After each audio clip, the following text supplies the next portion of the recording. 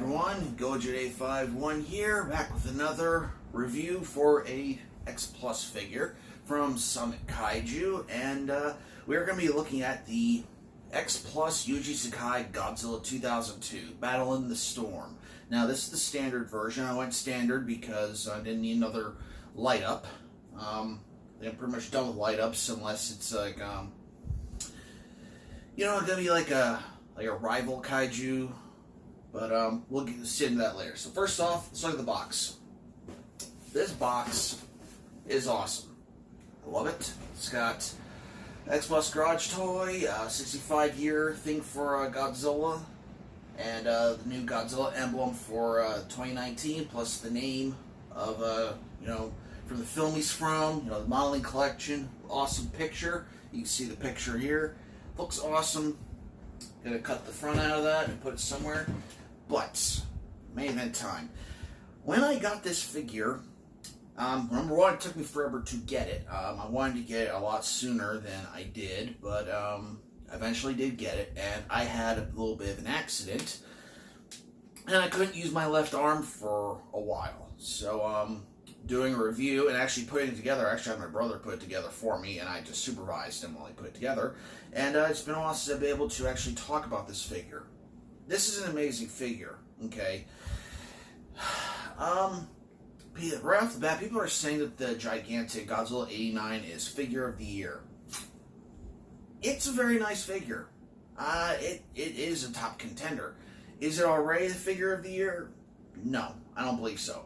We still have the rest of 2019 to go, and just looking at this figure itself, this figure is amazing. Head to toe, the sculpt, the detail, the paint job is amazing. Now, this was originally a kit, and there's this one page called Dan's Toy Shop, Toy Box, sorry, Dan's Toy Box. A friend of mine, you might know him online.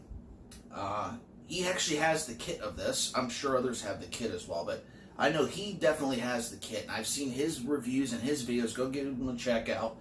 You see the comparisons. Now, yes, I'm sure everyone hears this a million times whenever hearing about Yuji Sakai. Yes, this does scale down when going from the kit, the model kit, down to vinyl, because it molds, it actually shrinks. So, yeah. Right off the bat, well, not right off the bat, but moving on, I eventually got this figure up on my shelf, and now I'm able to talk about it, so let's talk about it. One thing right off the bat I don't like is that it needs a tail stand. I know the kit actually has, the tail curling up. It looks cool with the tail curling up. I just wish the tail was actually down and curling up. Because I like him with his feet flat and him able to stand on itself. And this is a small stand, so it might actually fall and get lost somewhere, and then that'll just be annoying. So that aside, and let's start off with the face. Now, as soon as I saw the sculpt and I saw the model kit for this, I really wanted them to make a figure for this, and they, lo and behold, they did, a few months later. So, looking at the face, I love the closed mouth Godzilla. Those are always unique. I always love looking at those. And you see the fangs and the very sharp teeth for Godzilla, just looking amazing. You look at the eyes, the eyebrows, making him look like just an angry animal. Looking at a charging predator or a rival. In this case, in the film, it was Mechagodzilla. I'm sorry, KU. And just looks awesome. And the way how his ears actually look like dorsal plates as well. So it's kind of like one of those, armored lizards you see in the wild, where pretty much all of them is armor plated. Just looks awesome. Then you move on to the very thin neck. Almost looks like a cobra's.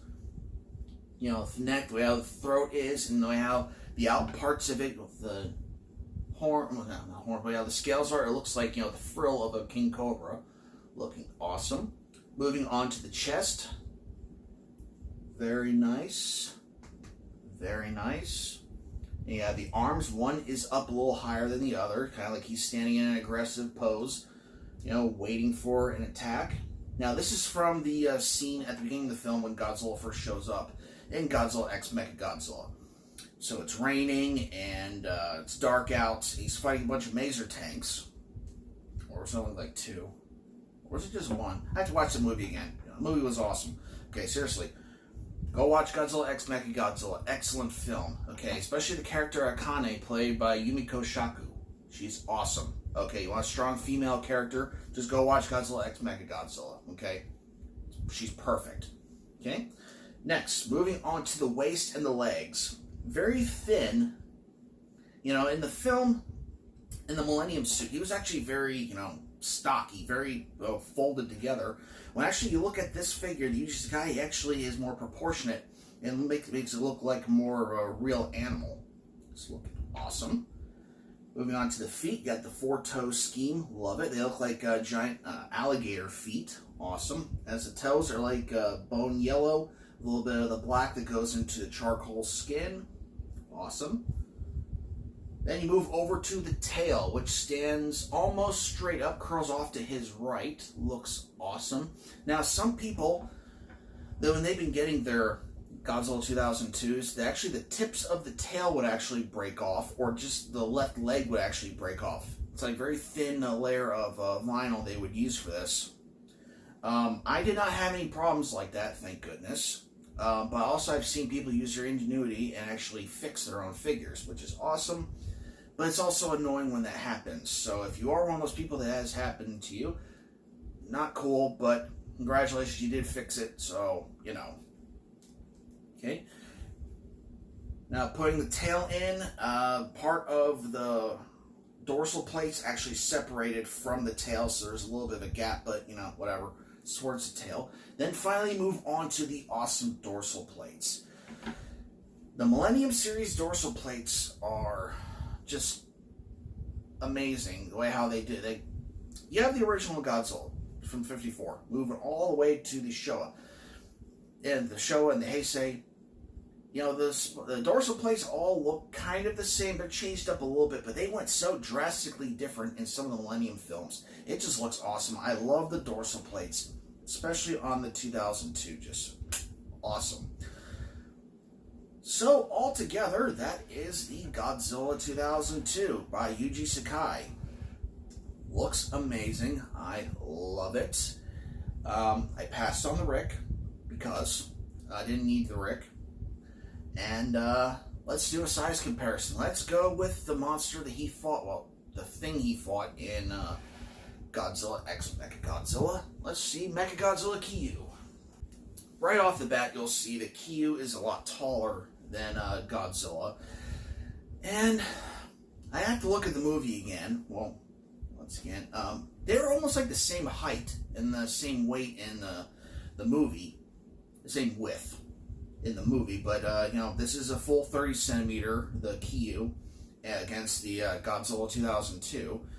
Yuji Sakai, so usually those are a little smaller. I think if this was the kit, he would have been a lot taller and pretty much eye to eye with Kyu.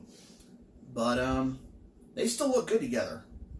And yeah, that's stuff. Move him off to the side. From the film Godzilla vs. Biollante. And they're almost the same height. Well, pretty much the same height with the way how the heads are sculpted. Looks awesome. They look great together as well. So, yep. There's that. And that there is the show. Godzilla 2002 by Yuji Sakai. This figure is awesome. I haven't heard any real complaints about it except for the parts that are breaking off, which is unacceptable. I agree with that. But, you know, I've seen people just, you know, take it as a challenge and fix their figures.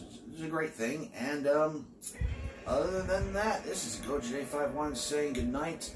Hope you all enjoyed. Please like, comment, share, and subscribe. And stay tuned for the next figure review. Alright.